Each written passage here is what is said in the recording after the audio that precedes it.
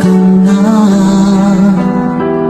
Ako ba'y iniisip mo pa?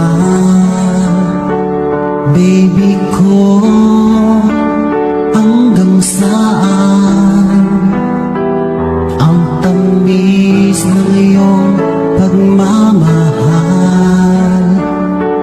Ako ba'y iyong mahihintay